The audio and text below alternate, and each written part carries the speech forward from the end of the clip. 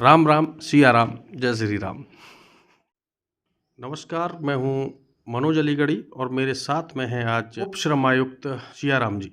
आइए हम बात करते हैं कि किस तरीके से श्रमिकों के लिए जो नई नई योजनाएं आ रही हैं उनका श्रमिक किस तरीके से लाभ ले सकते हैं। और इसी के साथ गत दिनों हमारी सर से चर्चा हुई थी। इन्होंने बताया था कि दलित, शोषित, वंचित और मजदूर वर्ग के बच्चों को शिक्षा का पूरा अधिकार दिया जाएगा। अटल आवासीय योजना के अंतर्गत 1000 बालक और बालिकाओं को मुफ्त शिक्षा का अधिकार दिया जाएगा उत्तर प्रदेश सरकार द्वारा। और सर, बहुत सी आपसे जब हमारी बात हुई उसके बाद में बहुत से लोगों के मेरे पास सवाल आए थे, तो मैं इसीलिए बेसब्री से आपका इंतज़ार कर रहा था आपसे मुलाकात के लिए। सर, आपका स्वागत है। धन्यवाद। अटल आवासीय योजना का बताया था कि इसी सत्र से बालक बालिकाओं की निःशुल्क शिक्षा व्यवस्था प्रारंभ होने वाली है। उसमें सर कहाँ तक कार्य की गति हुई सर? उसमें हमारा विद्यालय लगभग 90% बन चुका है। अब उसमें सारी बिल्डिंगें हमारी बन चुकी है, एकेडमिक ब्लॉक है, हॉस्टल है और मेस है, प्रिंसिपल आवास है, स्टाफ क्वार्टर पे कार्य प्रगति पे है। इसके साथ साथ जो हमारा इंटरनल रोड है वो भी कंप्लीट हो गया है, सीवेज सिस्टम ये भी बन रहा है और ये तो भौतिक प्रगति हुई। सर, ये तो बताया निर्माण तो सर चलता रहेगा। हमारा मुख्य सवाल है, नया सत्र आ रहा है, बच्चे बड़े ही व्याकुल हैं विद्यालय जाने के लिए, वो व्यवस्था कहाँ तक प्रारंभ हुई सर? उसमें यहाँ जनपद स्तर पे मंडलायुक्त महोदय की अध्यक्षता में मंडल स्तरीय अनुश्रवण समिति है गठित है और जिसकी बैठक भी हो चुकी है। इसके साथ साथ हम लोग चूँकि ये जो विद्यालय बन रहा है ये हमारे यहाँ जो निर्माण कार्यों में संलिप्त लोग हैं उनका पंजीयन किया जाता है और पंजीकरण उपरांत उनको विभिन्न कल्याणकारी योजनाओं का हित लाभ वितरण किया जाता है। उसी के क्रम में जो हमारा अटल आवासीय विद्यालय बन रहा है उसके जो हमारे यहाँ पंजीकृत निर्माण श्रमिक होंगे उनके बच्चे होंगे, साथ ही साथ जो ऐसे बच्चे जिनके माता पिता दोनों नहीं हैं उनके लिए भी ये आवासीय विद्यालय बनवाया जा रहा है। इसमें सर बनवाया जा रहा है, आप कह रहे थे सत्र प्रारंभ हो रहा है, जल्दी से भर्ती होगी, शिक्षक आएंगे, स्टाफ आएगा, शानदार व्यवस्थाएं होंगी, सुरक्षा व्यवस्था होगी और बहुत से बच्चों की चहचहाट होगी परिसर में। जी, इसमें इस शैक्षिक सत्र में हम लोग अभी 80 बच्चों को ले रहे हैं और प्रत्येक विद्यालय में 11 अध्यापक इस सत्र में रखे जा रहे हैं। इसके अलावा एक प्रशासनिक अधिकारी और एक प्रिंसिपल ठीक का चयन अपनी अंतिम प्रक्रिया में है। ठीक बच्चों का सब जो बच्चे इस समय वर्तमान में बेसिक शिक्षा विभाग के पार्षदीय विद्यालयों में पढ़ रहे हैं और उनके अभिभावक हमारे यहाँ रजिस्टर्ड हैं।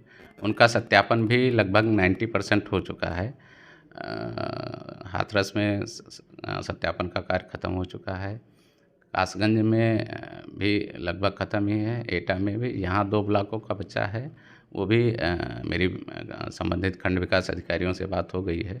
आज शाम तक उनकी भी रिपोर्ट आ जाएगी। तो हमारे पास बच्चे जो पात्रता की श्रेणी में हैं उनका चयन हमने कर लिया है। अब चूँकि संख्या बहुत ज़्यादा है, लगभग 6000 ऐसे बच्चे हैं जो बेसिक शिक्षा विभाग के पार्षदीय विद्यालयों में पढ़ रहे हैं। इस सत्र में मात्र हमको 80 बच्चे लिया जाना है, तो उसमें मेरिट के आधार पे परीक्षाएं कराई जाएंगी। जो भी शासन का निर्देश होगा उसके अनुसार कार्रवाई की जाएगी। सर, भर्ती और जो स्टाफ की बात चल रही थी वो कहाँ तक पहुँची सर? जो वहाँ स्टाफ हैं, अध्यापक हैं, इनकी भर्ती बोर्ड स्तर से हो रही है और बोर्ड ही इनका चयन करके हम लोगों को उपलब्ध कराएंगे। सर, मैंने एक आज तस्वीर देखी है जिलाधिकारी महोदय के साथ में, माननीय थे, शहर विधायक थी श्रीमती जी, उसके बाद में एमएलसी साहब थे, 2 एमएलसी थे, डॉक्टर मानवेंद्र जी और ऋषिपाल जी।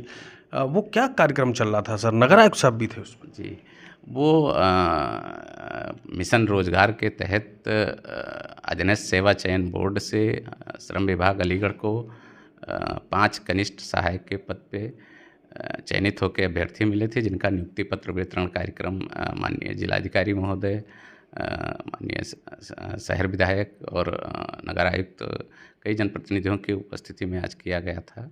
इसमें हमारे यहाँ 5 कनिष्ठ सहायिकाएँ हैं, जिसमें से 1 लड़की है और 4 लड़के हैं।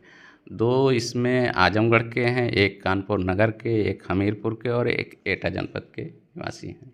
तो ये जो बाबू जो बता रहे हैं सर आप, ये विद्यालय के लिए या लेबर कमिश्नर नहीं, कार्यालय? अभी तो हमारे ऑफिस के लिए हैं, लेकिन जैसे जैसे आवश्यकता होगी उनकी तैनाती तो नियुक्त प्राधिकारी के विवेक पे होती है। जहाँ जैसी आवश्यकता होगी वैसे उनकी नियुक्ति तैनाती की जाएगी। चलिए, ये तो सर बहुत अच्छी बात बताई आपने कि 80 विद्यार्थियों से विद्यालय प्रारंभ होकर हजारों की ओर बढ़ेगा। सर अगर आप इजाज़त दें तो मैं एक और सवाल पूछ सकता हूँ आपसे। सर ये जो श्रमिक हैं दूर दराज गाँव में, उन तक सीधी जो सरकार की, केंद्र सरकार की, प्रदेश सरकार की जो योजना है वो लाभान्वित नहीं हो पाते हैं सर। कह सकते हैं मिसकम्युनिकेशन है सर, और जागरूकता की कमी है। ऐसे में श्रमिकों के लिए सर क्या नई व्यवस्थाएं कर रहे हैं? श्रमिकों के लिए ये व्यवस्थाएं की जा रही है, चूँकि श्रम विभाग द्वारा श्रमिकों के लिए कई कल्याणकारी योजनाएं संचालित की जा रही है। इसमें हम लोग अब वर्तमान वित्तीय वर्ष में कोशिश ये कर रहे हैं कि सभी ग्राम सभाओं में हमारे विभाग की जो योजनाएं संचालित हो रही हैं उनकी पहुंच आम लोगों तक हो। इसके लिए हम लोग प्रत्येक दिन ठीक किसी न किसी ग्राम सभा में एक श्रमिक चौपाल का आयोजन करेंगे। ठीक, वो हम लोगों ने कार्य योजना भी बना ली है। इसमें चूँकि श्रम विभाग की जो भी योजनाएं संचालित हो रही हैं उनमें पंजीयन से लेके योजना आवेदन तक सब कुछ ऑनलाइन हो रहा है। इसमें कोई भी निर्माण श्रमिक जो पात्र है वो CSC से या विभाग के पोर्टल पे जाके स्वयं अपना आवेदन कर सकता है।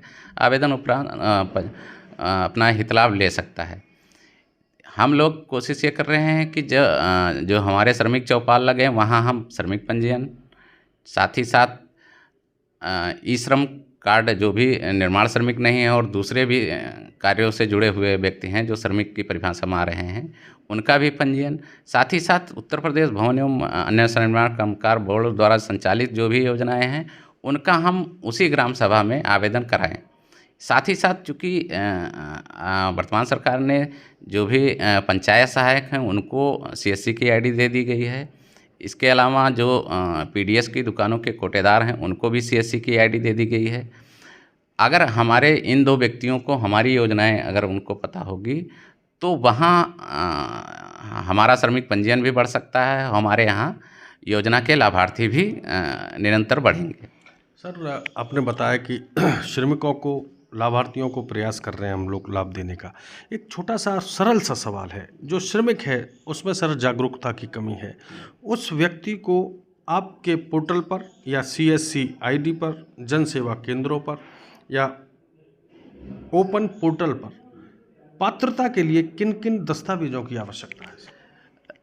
देखिए, श्रमिक पंजीयन के लिए उसको केवल अपना आधार कार्ड, बैंक अकाउंट नंबर और उसने विगत मतलब पिछले साल जहाँ भी उसने कार्य किया है, ठीक, वो अपना स्व घोषणा पत्र एक देगा, सेल्फ डिक्लेरेशन सर्टिफिकेट देगा कि मैंने 90 दिन काम किया है।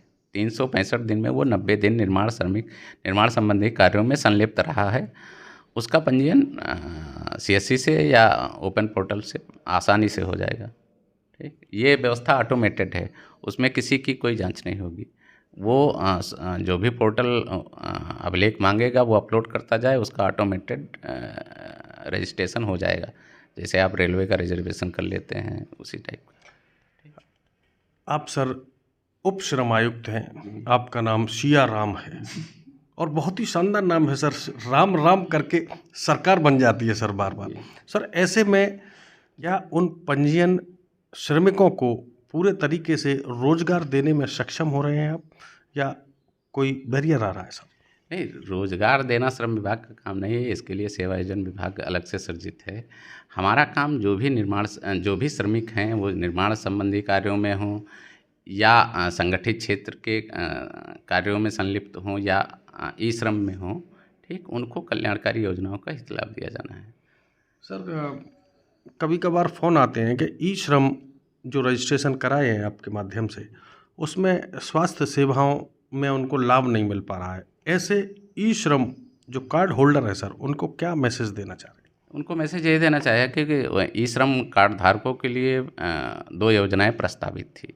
एक तो माननीय मुख्यमंत्री जन आरोग्य योजना और दूसरा दुर्घटना सहायता योजना, और दोनों योजनाएं अभी अपने उसमें हैं। अभी पिछले ही दिनों उसकी बोर्ड की बैठक भी हुई थी।